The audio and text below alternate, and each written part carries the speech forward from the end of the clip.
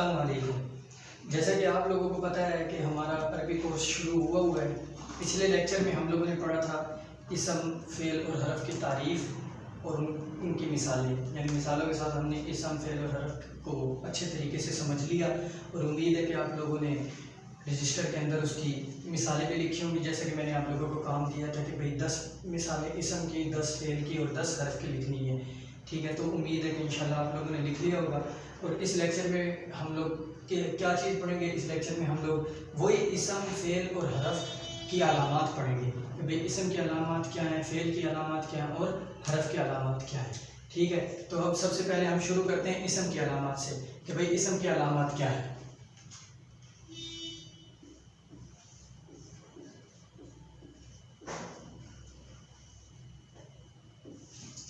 اچھا، یہ ہے ہمارا ہیڈنگ آ گئی کہ بھئی اسم کی علامات کیا ہے۔ اب ادھر ہم مکمل اسم کی علامات لکھیں گے۔ تو اسم کی علامات میں سے سب سے پہلے یعنی علامات الاسم لکھا ہے نا، یہ عربی میں ہے کہ اس کا مطلب یہ ہے کہ اسم کی علامات، ٹھیک ہے؟ تو اب یہاں پر پہلی علامت ہم لوگ اسم کی لکھیں گے کہ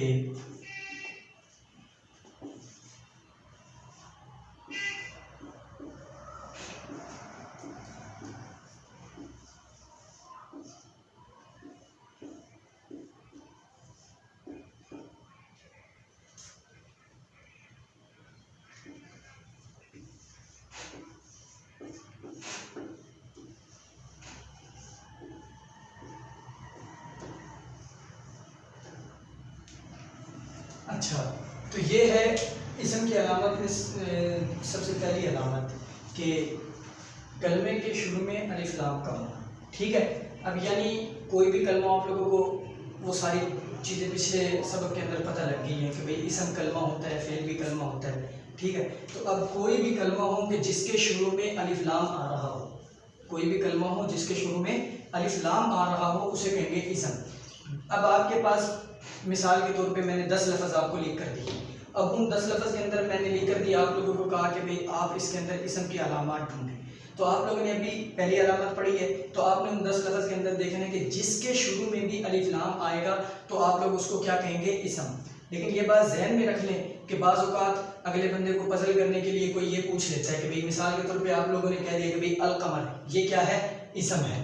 اب کوئی کہہ دیتا ہے کہ بھئی اس کے اندر فعل کی کون سی علامت پائی جا رہی ہے، تو یہاں سے بندہ کنفیوز ہو جاتا ہے کہ بھئی اسم کے اندر یہ القمر کس کی مثال ہے؟ اسم کی ہے۔ جب یہ اسم کی مثال ہے تو یہ فعل اور حرف کی مثال نہیں بن سکتی۔ یہ بات آپ لوگ اچھے طریقے سے ذہن نشین کر لیں کہ بھئی جو مثال اسم کی بن جائے گی وہ فعل اور حرف کی نہیں بنے گی، جو فعل کی بن جائے گی وہ اسم اور حرف کی نہیں بنے گی، ٹھیک ہے؟ تو آپ لوگوں کو پتہ لگ گیا کہ پہلی علامت کیا ہے کہ کلمے کے شروع میں کس کا ہونا؟ الف لام کا ہونا۔ القمر، القمر کا مطلب کیا ہے؟ یعنی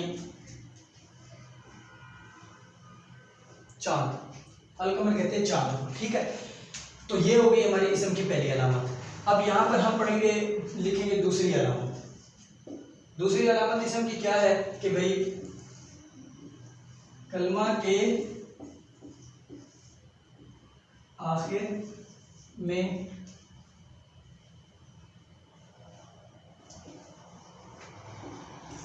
تنوین کا ہونا، جیسے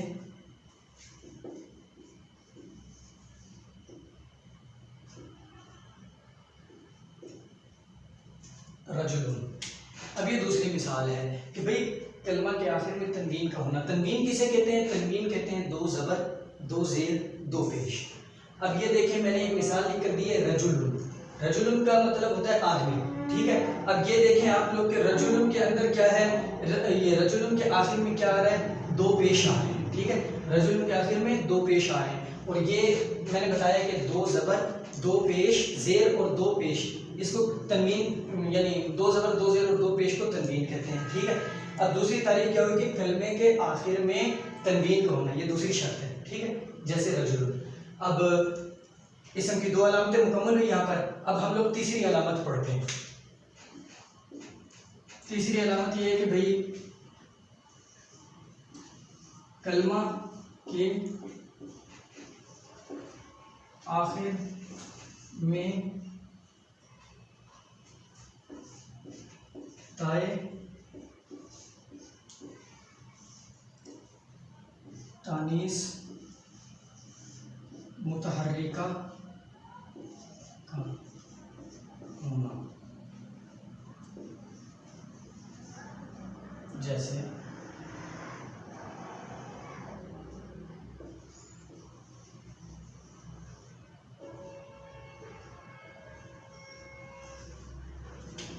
अच्छा, तो ये मैंने इसम की तीसरी अलामत लिख कर दी है कि इसम की तीसरी अलामत क्या है कि कलमे के आखिर में ताए तानीस मुतहर्रिका का होगा।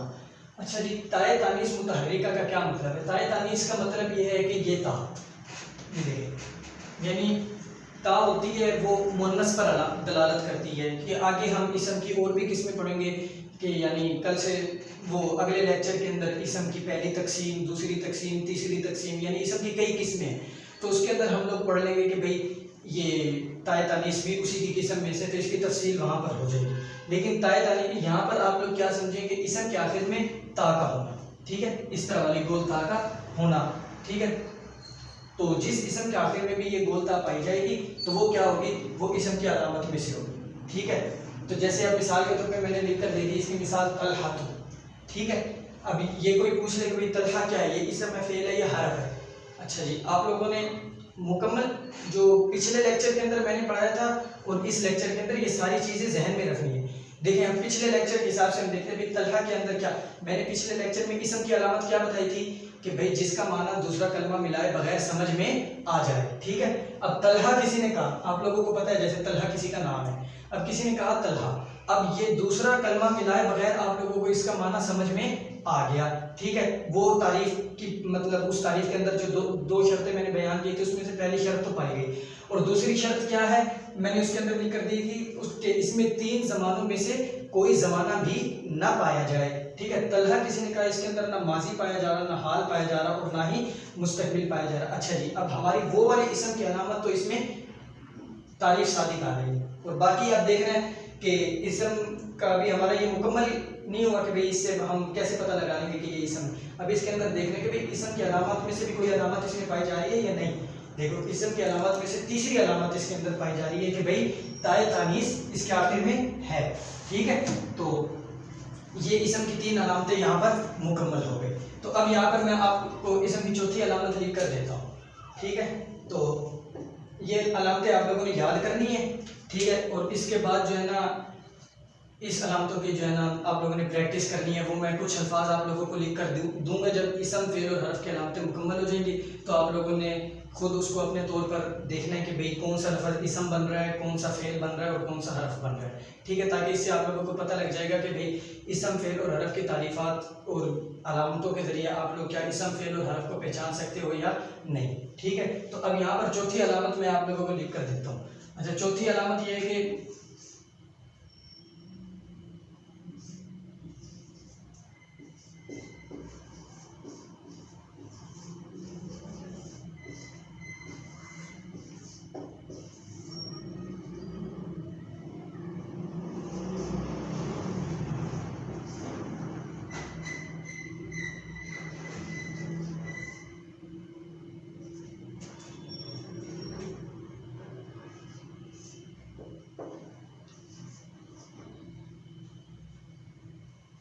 अच्छा जी,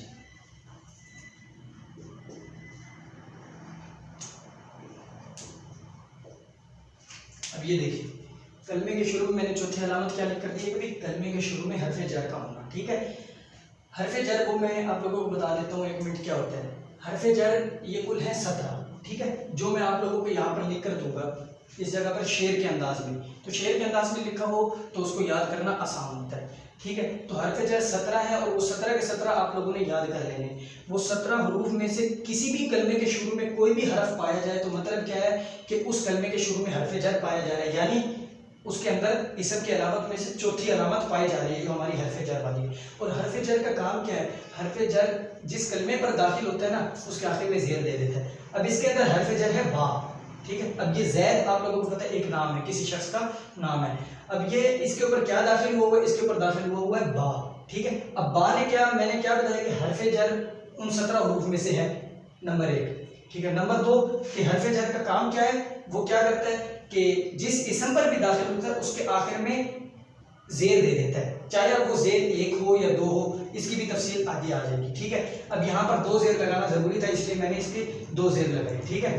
تو اب یہ دیکھ لیں کہ یہاں پر اس سے کیا معلوم ہو گیا کہ یہ حرف جر نے اپنا عمل کیا کیا ہے کہ اس کے آخر میں زیر دی ہے. آپ لوگوں کو ایک اور میں مثال دیتا ہوں کہ جہاں پر 2 زیر کی جگہ 1 زیر پائی جائے گی. ٹھیک ہے. اب وہ مثال ہے ابھی جیسے مثال کے طور پہ ہم پہلے لے لیتے ہیں, جو اسم کی پہلی علامت کی میں نے مثال لکھ کر دی تھی نا, القمر. القمر مطلب چاند کو, وہی میں نے لکھ کر دی تھی. ابھی چاند کے اوپر میں نے با کو داخل کر دیا. اب اس نے کیا کام کیا یہ دیکھیں کہ بالقمری. اب آپ لوگ غور کریں کہ حرف جر کا عمل کیا بتایا میں نے کہ وہ جس اسم پر بھی یعنی جس کلمے پر بھی داخل ہوتا ہے اس کے آخر میں زیر دے دیتا ہے. اور یہ میں نے بتا دیا کہ وہ چاہے 1 زیر دے یا 2 زیر دے. تو اس کو ایک اصطلاحی لفظ زیر کا استعمال کر دیا کہ بھئی جر. جر کا مطلب ہوتا ہے 1 زیر بھی 2 زیر بھی. ٹھیک ہے. تو اب یہ دیکھیں حرف جر نے اپنا کام کیا کیا کہ اسم کے آخر میں زیر دے دیا. اب جہاں پر 2 زیر کی ضرورت تھی وہاں 2 دے دیے, جہاں 1 زیر کی ضرورت تھی وہاں پر 1 زیر دے دیا. اور یہ اس کی تفصیل جیسا کہ میں پہلے بھی کہہ چکا ہوں, اس کی تفصیل آگے آ جائے گی کہ بھئی کہاں پر 2 زیر لگیں گے, کہاں پر 1 زیر لگے گا. ٹھیک ہے. اب یہاں تک تو ہو گئی ہماری 4 تعریفات مکمل. اب یہاں پر میں اسی تعریف کے متعلق جو میں نے کہا کہ حروف جر 17 ہیں وہ میں یہاں پر آپ لوگوں کو اشعار کی صورت میں لکھ کر دے دیتا ہوں. ٹھیک ہے. تو یہ اشعار کی صورت میں جو میں لکھ کر دے رہا ہوں یہ حروف آپ لوگوں نے یاد کر لینے ہیں اور یہ سارا اپنی کاپی کے اندر ساتھ کے ساتھ اتارتے ہیں. ٹھیک ہے. ان 17 حروف کا بھائی مثال کے طور پہ حروف جارہ کے اشعار یہ ہم نے نام دے دیا. حروف جارہ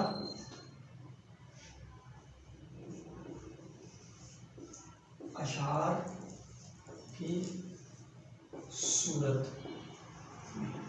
ٹھیک ہے. اچھا جی, اب یہ میں نے لکھ کر دے دیا کہ بھئی حروف جارہ اشعار کی صورت میں. اب میں یہاں پر وہ شعر مکمل لکھ کر دیتا ہوں تو جس کو آپ لوگ یاد کر لیں تاکہ آپ لوگوں کو پتہ لگ جائے. وہ ہیں کل 17 حروف. ٹھیک ہے. کتنے ہیں یہ؟ کل 17 ہیں. ٹھیک ہے. اب ان میں سے پہلے میں شروع کرتا ہوں. باؤ تاؤ کاف لام واو همزه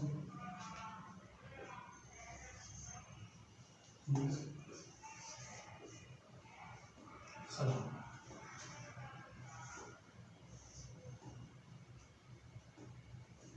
ربا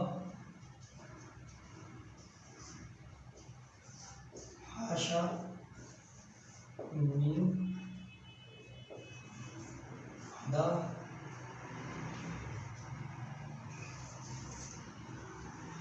فی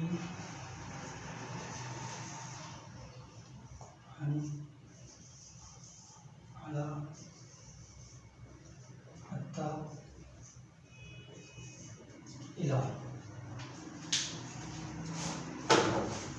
اچھا, یہ ہیں میں نے اشعار کی صورت میں آپ لوگوں کو لکھ کر دے دیے 17 حروف جارہ. ٹھیک ہے. تو اب یہ دیکھ لیں, یہ میں اس کے اوپر اعراب لگا دیتا ہوں, پہلے آپ لوگوں کو پڑھ کے سنا دوں. یہ شعر کا پہلی لائن ہے, مطلب 2 لائنوں کا شعر ہے. یہ شعر کی پہلی لائن ہے, یہ دوسری لائن ہے. جگہ کم ہونے کی وجہ سے یہ میں نے نیچے لکھ دیا. ٹھیک ہے.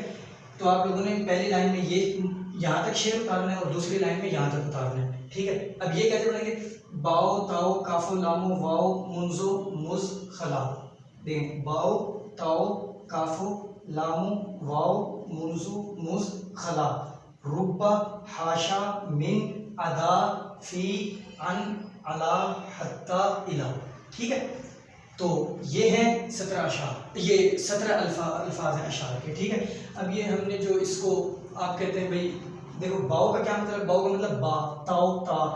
یہ اشعار بنانا تھا نا, تو اشعار کے وزن کی وجہ سے اس کو یوں کہہ دیا, با کو باؤ کہہ دیا. یعنی اس سے سمجھ آ جاتا ہے کہ باؤ سے کیا مطلب با ہے, تاؤ سے تا ہے, کافوں سے کاف, اس سے لام واؤ, اور یہ منزو. ٹھیک ہے. مز حرف ہے, منزو کا بھی مطلب یہی ہے کہ بھائی یہ جو میں نے حرف کی تعریف میں لکھ کر دیا تھا سے من, مین لکھ کر دیا تھا نا حرف کی تعریف میں کہ بھئی مین کا کیا مطلب ہے؟ سے.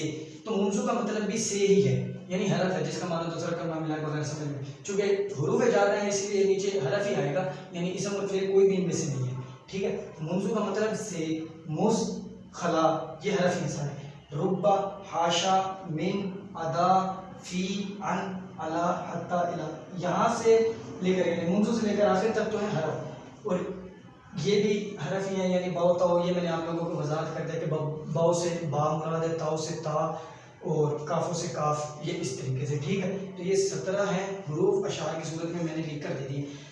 اب کسی بھی کلمے کے اوپر یہ حروف داخل ہوئے ہوں تو آپ لوگ سمجھ جائیں کہ وہ کلمہ اسم ہے. ٹھیک ہے، یعنی اس کے اندر اسم کی علامت پائی جاتی ہے، علامت نمبر 4. وہ علامت نمبر 4 کیا ہے کہ یہ دیکھنے میں کلمے کے شروع میں حرف جر کا ہونا. ٹھیک ہے، اب آپ لوگ اس کی مثال بنا لیں. جیسے بھائی با کی تو میں نے لکھ کر دے دی، تا کی جیسے تا کو آپ لفظ اللہ کے ساتھ لگا دیں بھائی تاللہ. ٹھیک ہے، اسی طریقے کاف کو لگا دیں زید کے ساتھ کزیدین. ٹھیک ہے، اب زید کے اوپر کاف داخل ہوا، یہ بھی حروف جارہ میں سے. ٹھیک ہے، تو یہاں تک آپ لوگوں کو سمجھ لگ گئی. تو اب یہاں پر ہم لوگ لکھیں گے 5ویں تعریف.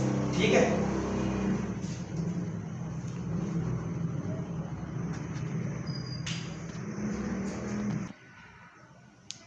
تو اب آپ لوگوں کو حروف جارہ کا تلفظ تو آ گیا ہوگا امید ہے.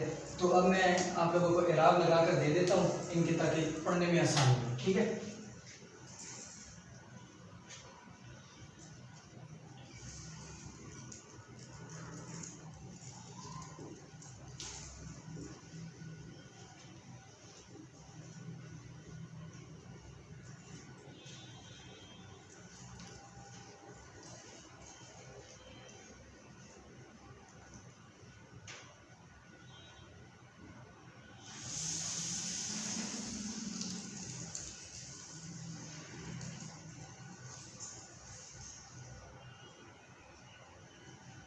اچھا، تو یہ اب میں نے اعراب لگا کر دے دی ہے مکمل کہ باؤ بالکل پیش نہیں پڑھنا. جیسے بھائی پیش پڑھنے کا جو تلفظ ہے، جیسے روبا کے اندر ہم را پر پیش پڑھ رہے ہیں، رو بالکل یوں پیش نہیں پڑھنا ہے ان کے اندر آخر میں. اس کو تھوڑا سا مجہول رکھنا ہے کہ باؤ تاؤ کافو لامو، لامو کافو یوں نہیں پڑھنا. ٹھیک ہے، تو یہ ہو گیا باؤ تاؤ کافو لامو واؤ منزو مز خلا، ربا، حاشا، من، ادا، فی، عن، علا، حتی، الی.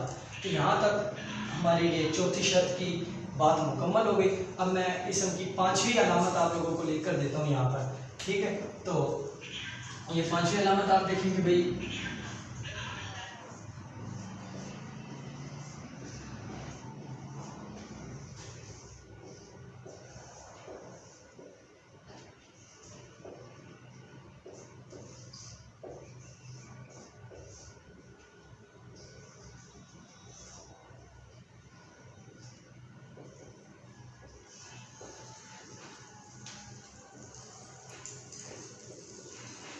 ٹھیک ہے،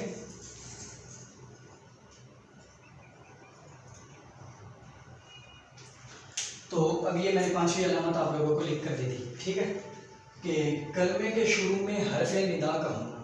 اب یہاں پر حرف ندا کا میں آپ لوگوں کو بتا دیتا ہوں، اس کی میں نے مثال بھی لکھ کر دے دی.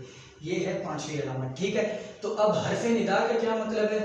یعنی حرف ندا ہے کل 5. ٹھیک ہے، وہ کون کون سے ہیں؟ یا، ایا، حیا، ای اور آ. یعنی الف لکھا ہوگا حمزہ، اس کے اوپر زبر ہوگا، اس کو کہتے ہیں زبر کو کہتے ہیں مفتوحہ. ٹھیک ہے، تو یعنی حمزہ مفتوحہ، یعنی الف لکھا ہوگا اس کے اوپر زبر ہوگا. یہ 5 حروف ہیں، یہ میں آپ لوگوں کو یہاں پر لکھ کر دے دیتا ہوں. لیکن یہ پہلے آپ لوگ یہ سمجھ لیں تاکہ جو ہے نا پھر وہ آخر میں آپ لوگوں کو حروف ندا لکھ کر دوں گا 5. ٹھیک ہے، تو اب یہ کیا ہے؟ حرف ندا کا مطلب کیا ہوتا ہے؟ یعنی کسی بھی کلمے کے شروع میں ان 5 یعنی وہ 5 حرف داخل ہونا، تو ان 5 حرف کا یہ مطلب ہوتا ہے کہ پکارا جاتا ہے. حرف ندا، ندا کہتے ہیں پکارنے کو. ٹھیک ہے، یعنی جیسے میں نے اب زید ایک اسم ہے، اس کے اوپر میں نے لکھ کر دے دی حرف ندا داخل کیا کیا؟ یا. انہیں یا میں سے میں نے یا آیا جو بتائیں اس میں سے کہ یا زید. اب اس کا مطلب کیا ہے کہ یعنی اے زید. اب اے کا لفظ کب استعمال کیا جاتا ہے؟ جب کسی کو بلانا ہو، کسی کو پکارنا ہو. ٹھیک ہے، تو یہ حرف ندا کسی کو کہتے ہیں؟ آپ لوگوں کو پتہ لگ گیا کہ حرف ندا وہ ہے کہ کہ یعنی جس کے ذریعے کسی کو پکارا جائے، اور یہ کل کتنے حرف ہیں؟ یہ 5 ہیں، ٹھیک ہے. اور یہ جس اسم پر بھی داخل یعنی جس کلمے پر بھی داخل ہوں گے وہ کس کی علامت میں سے ہوگا؟ اسم کی علامت میں. کیونکہ اسم کی علامتیں چل رہی ہیں نا، تو یہ آپ لوگوں نے پہچاننا ہوگا. جب میں آپ لوگوں کو کام دوں گا نا آخر میں، تو آپ لوگوں نے پہچاننا ہوگا کہ یہ اسم کی علامت اس میں پائی جا رہی ہے یا فعل کی پائی جا رہی ہے یا حرف کی علامت پائی جا رہی ہے. اب وہ 5 حرف میں آپ لوگوں کو لکھ کر دے دیتا ہوں کہ یا، آیا، حیا، ای، اور یہ یعنی یہاں پر لکھ دیتا ہوں کہ حمزہ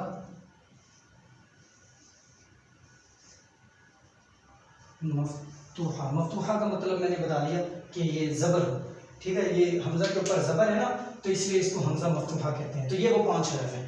یعنی یہ 5 حرف جس اسم پر بھی داخل ہو جائیں گے تو ان حروف کے ذریعے کسی نہ کسی کو پکارا جاتا ہے، ٹھیک ہے. حرف ندا کا کیا مطلب ہوا؟ پکارنا. تو یہاں تک تو 5 علامتیں مکمل ہو گئی. اسم کی کل علامتیں ہیں 7، ٹھیک ہے. تو جگہ ختم ہے بورڈ کے اینڈ میں مکمل ہوئی ہے بورڈ جیسے آپ لوگ دیکھ رہے ہیں. تو اس کو آپ لوگ نوٹ بک پہ اپنے لکھ لیں. تو میں یہ پہلی 2 شرطیں مٹا رہا ہوں. تو یہاں پر آپ لوگوں کو 6ٹھی اور 7ویں شرط میں لکھ کر دیتا ہوں تاکہ یہاں پر ہماری اسم کی علامتیں پوری ہو جائیں. پھر اگلے لیکچر سے ہم لوگ اسم کی تقسیم شروع کریں گے. بھائی اسم کی کتنی قسمیں ہیں وہ پھر اگلے لیکچر میں ہم شروع کریں گے، ٹھیک ہے. تو علامتوں والا اور اسم کی تعریف والا کام آج اس لیکچر میں ختم ہو جائے گا، ٹھیک ہے. تو یہ میں مٹا رہا ہوں 2 شرطیں پہلے.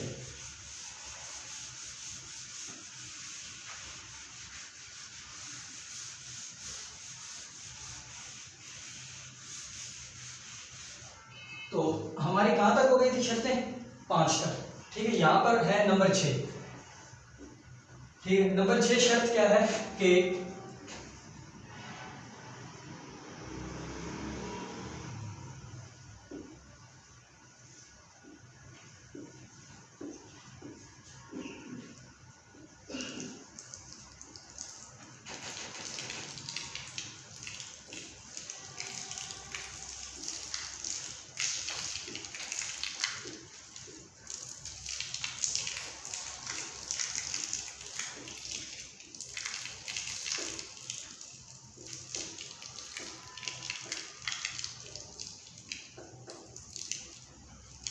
ٹھیک ہے. تو یہ ہے، میں نے 6ٹھی شرط لکھ کر دے دی. بس یہ 6ٹھی شرط کی تعریف بھی لکھ کر دے دی، آگے اس کی مثال بھی لکھ کر دے دی. آگے میں آپ لوگوں کو سمجھاتا ہوں. میں نے لکھ کر دیا کلمے کا مضاف ہونا. مضاف ہونے کا کیا مطلب ہے؟ مضاف یہ میں نے مثال میں آپ لوگ دیکھیں. بھائی بیت اللہ، بیت کہتے ہیں گھر کو، اور لفظ اللہ کا کیا مطلب ہے؟ یعنی اللہ، ٹھیک ہے. بیت اللہ، اللہ کا گھر، ٹھیک ہے. اب یہ آپ لوگ دیکھیں کہ اب اس میں کلمے کا دوسرے میں نے کیا کہا کہ کلمے کا مضاف ہونا، ٹھیک ہے. اب اس میں یہ بیت کلمہ ہے، یہ مضاف ہو رہا ہے کس کی طرف؟ اللہ کی طرف. یعنی اس کی اضافت ہوئی ہے، ایک چیز کی دوسری چیز کی طرف اضافت ہونا، اس کو کہتے ہیں مضاف. مضاف کا کیا مطلب ہے؟ یعنی ایک چیز کی دوسری چیز کی طرف اضافت ہو، ٹھیک ہے، اس کو کہیں گے مضاف ہونا. اب اس میں بیت گھر کی اضافت ہو رہی ہے کس کی طرف؟ اللہ کی طرف. اب آپ اس کی دوسری مثال سمجھے کہ بھائی میں کہتا ہوں کہ یعنی کہ زید کا گھر. اب میں گھر کی اضافت اللہ کی جگہ زید کی طرف کر دوں، بھائی زید کا گھر، ٹھیک ہے. اور یا اسی طریقے سے مثال کے طور پہ یہ قلم ہے. اب میں یہاں پر کیا لکھتا ہوں کہ بھائی کہتا ہوں کہ بھائی میرا قلم. یعنی اب قلم کی اضافت کس کی طرف کی ہے؟ میں نے اپنی طرف کی ہے. تو یعنی جس کلمے کی اضافت کلمے کا مضاف، ایک کلمہ جب دوسرے کلمے کی طرف مضاف ہو اس کا کہتے ہیں مضاف ہونا، ٹھیک ہے. مضاف کی یہ تعریف ہے. یعنی وہ اس سے اب آپ لوگوں کو سمجھ آ گئی ہوگی. یہ میں نے مثال لکھ کر دے دی ہے بیت اللہ، یعنی گھر کی اضافت ہو رہی ہے اللہ، لفظ اللہ کی طرف، ٹھیک ہے. یہ جو میں جتنی بھی شرطیں پڑھا رہا ہوں، ہر شرط کے کم از کم 5 10 مثالیں آپ لوگ تیار کریں. عربی میں کر سکتے ہیں تو بہت اچھا ہے. عربی میں تو چونکہ آپ لوگ ابھی اسٹارٹ کی ہے اس لیے نہیں آئیں گے، لیکن آپ اردو میں کریں، ٹھیک ہے. جیسے اب اردو میں اس کا معنی لکھ کر دے دیا اللہ کا گھر، یعنی گھر کی نسبت اللہ کی طرف کی. اور ایک اور مزے کی بات بتاتا ہوں کہ یہ جو مضاف ہونا ہے نا، اس کی علامت بھی ایک اور بھی ہے. بھائی کیسے پتہ لگے گا مضاف ہونا؟ یہ علامت اکثر جگہ پر تقریباً یہی چلتی ہے علامت، ورنہ بعض جگہ پر تھوڑی سی یہ علامت نہیں ہوگی، یعنی تھوڑا سا چینج ہوگا اس کے اندر. تو وہی علامت کیا ہے؟ جن دو کلموں کے درمیان کا کی کے کا لفظ آ جائے تو وہاں سے پہچان لیں کہ یہ مضاف اور مضاف الیہ. اردو کے اندر جن دو کلموں کے درمیان میں کا کی اور کے آ جائے تو وہاں پر پہچان لیں کہ یہ مضاف مضاف الیہ ہے. اب یہ دیکھیں مثال کے اندر کیا ہے کہ یہ ایک کلمہ ہے، یہ گھر دوسرا کلمہ ہے، ان کے درمیان کیا ہے کا کی کے میں سے حرف آ گیا نا، تو آپ یہیں سے پہچان سکتے ہیں کہ یہ کیا ہے مضاف. اور اس کے علاوہ میں نے تعریف بھی آپ کو بتا دی کہ بھئی گھر کے ہم مضاف کر رہے ہیں اللہ کی طرف. ٹھیک ہے، تو یہ یہاں پر ہماری چھٹی شرط مکمل ہو گئی. یہاں پر ساتویں شرط اور آخری شرط ہے. ٹھیک ہے، تو یہاں پر ہماری اسم کی شرائط مکمل ہو جائے گی. ٹھیک ہے، تو یہ ساتویں شرط ہے کلمے کا مسند الیہ ہونا.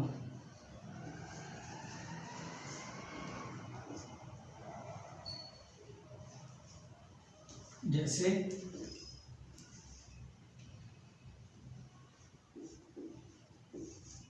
زیدن کاتبن، زیدن کاتبن. ٹھیک ہے، یعنی زید لکھنے والا ہے. ٹھیک ہے، یہ اب میں نے ساتویں شرط لکھ کر دے دی. یہاں پر ہماری شرائط مکمل ہو گئی. ٹھیک ہے، یہ دو شرطیں ہیں یہ میں نے ادا کر دی. ٹھیک ہے، اب یہ ساتویں شرط کیا ہے، یہ دیکھیں کلمے کا مضاف تو یہ کلمے کا مسند الیہ ہونا. اب مسند الیہ کا کیا مطلب ہے کہ مسند الیہ کا مطلب ہے کہ جس کی طرف کسی دوسرے کلمے کی ایسی نسبت کی جائے کہ جس سے مخاطب کو پورا فائدہ حاصل ہو جائے اور متکلم خاموش ہو جائے.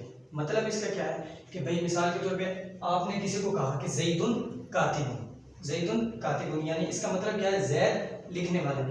جب آپ نے کسی کو بتایا، کسی نے پوچھ لیا ہوگا زید کے بارے میں، آپ نے کہا کہ بھئی زید لکھنے والا ہے. اب آپ نے یہ ایسی بات کی ہے کہ آپ کے وہ بات پر سوال نہیں کرے گا کہ یعنی کیونکہ اس آپ کی بات کرنے سے اس کو مکمل فائدہ حاصل ہو گیا ہے کہ بھئی زید لکھنے والا ہے. کسی نے پوچھا بھئی زید لکھنا جانتا ہے یا نہیں جانتا، آپ نے بتا دیا کہ بھئی زید لکھنے والا ہے. اب اس سے سننے والے کو مکمل فائدہ حاصل ہو گیا. یعنی مکمل فائدے کا یہ مطلب ہے کہ اس کا کوئی سوال نہیں رہا کہ وہ آپ سے کوئی سوال کر سکے. ٹھیک ہے، تو اس کو کہتے ہیں بس مسند الیہ ہونا.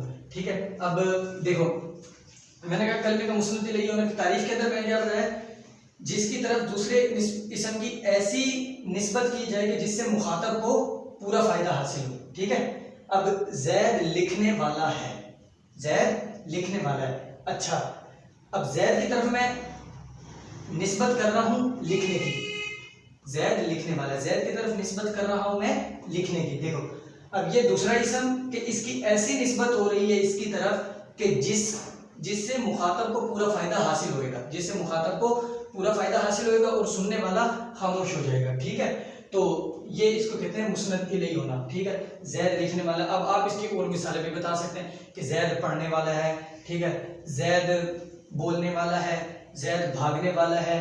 ٹھیک ہے، یا ایسی مثالیں ہیں کہ جس کے ذریعے سے مخاطب کو پورا فائدہ حاصل ہو جائے گا اور متکلم اس پر خاموش ہو جائے گا. ٹھیک ہے، تو یہاں تک ہمارا یہ ہو گیا اسم کی شرائط یہاں پر ہماری مکمل ہو گئی. تو اس کو آپ لوگ اپنی کاپی کے اندر مکمل ساتھ کے ساتھ شرطیں لکھیں. ٹھیک ہے، اور اس کے بعد جو ہے نا آپ لوگ اس کے بعد ہم لوگ شروع کرتے ہیں فعل کی تعریف. ٹھیک ہے، یعنی فعل کی علامات. اسم کی علاماتیں میں نے بتائی تھی نا کہ 7 ہیں، وہ ہم نے مکمل کر لی ہیں. اب ہم شروع کریں گے فعل کی علامات. ٹھیک ہے، اور اسم کی ہر علامت کی آپ لوگوں نے مثالیں لکھ لی ہیں اپنی کاپی کے اندر، اردو کے اندر اگرچہ لکھ لینا. ٹھیک ہے، تو اب یہاں پر میں اس کو مٹا دیتا ہوں کہ بھئی تاکہ فعل کی علامتیں میں یہاں پر شروع کروں. ٹھیک ہے، تو اسم کی علامتیں آپ لوگ لکھ لینا.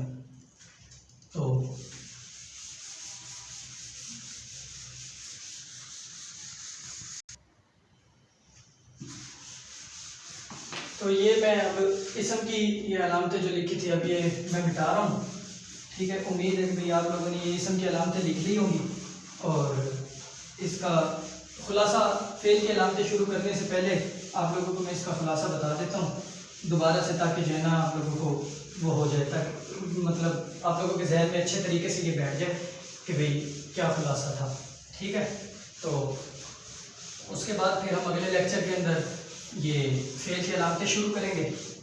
تاکہ یعنی اسم کی علامتوں سے ایک دفعہ فارغ ہو کر تو پھر ہم فعل کی علامتیں تاکہ شروع کریں. خلاصہ کیا، بس آپ کل یعنی پچھلے لیکچر کا اور اس لیکچر دونوں کا خلاصہ کیا کہ ہم نے کیا کیا پڑھا. اسم کی علامات، یعنی پہلے اسم فعل لفظ کے بارے میں پڑھا ہے سب سے پہلے تو، کہ لفظ کسے کہتے ہیں، اس کی 2 قسمیں موضوع اور مہمل. ٹھیک ہے.